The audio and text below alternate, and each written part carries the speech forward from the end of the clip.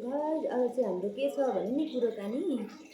आज चाहिँ यो शनिबार चाहिँ हामी यहाँनिर भक्का पकाउने विचारमा छौँ। अनि यो भक्काको चाहिँ पिठो एकदम मजाले मार्नुपर्छ पुरै।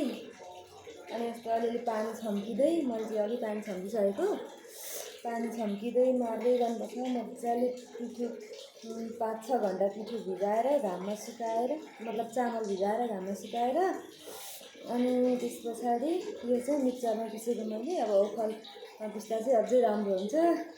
अनि त्यहाँपछि अनि यो चाहिँ पिठोलाई अलिअलि पानी छम्किँदै मजाले माडेर चाहिँ यस्तो यो डल्ला डल्ला हुन्छ।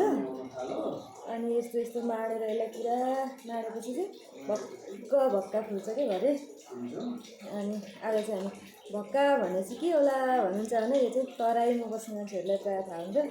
यो काठमाडौँमा चाहिँ खासै मान्छेहरूले नामै सुने हुँदो रहेछ होइन, तर पनि कता कता चाहिँ पाइँदो रहेछ। आज चाहिँ हामी घरमै भक्का बनाएर खानालाई एकदमसँगले पिठो पहिल्यैदेखि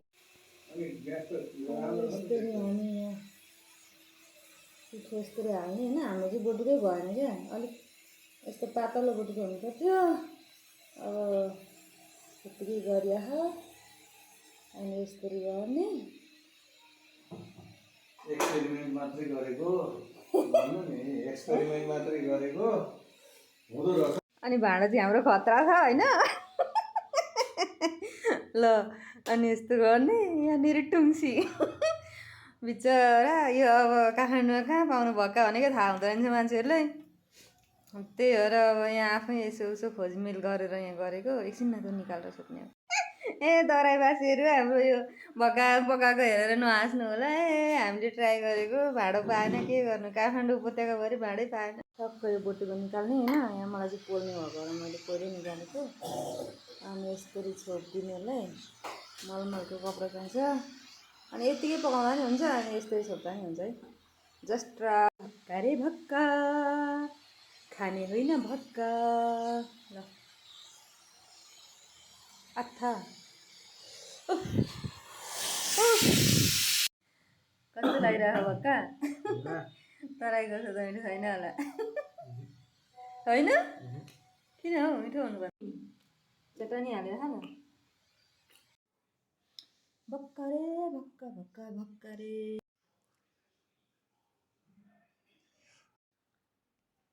मिठो छ नि त भक्का। के छ त हाल खबर भक्काको?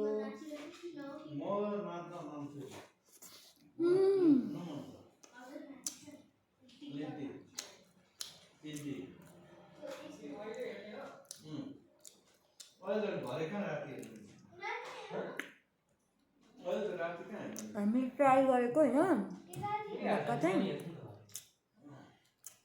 एकदम मिठो भयो। पकाउने भाँडाहरू राम्रो भएन, मतलब त्यो भक्का नै पकाउने भाँडा पाएन क्या। ए दुःख गर्दा केही गरेर पकायो, तर मिठो हो भक्का चाहिँ।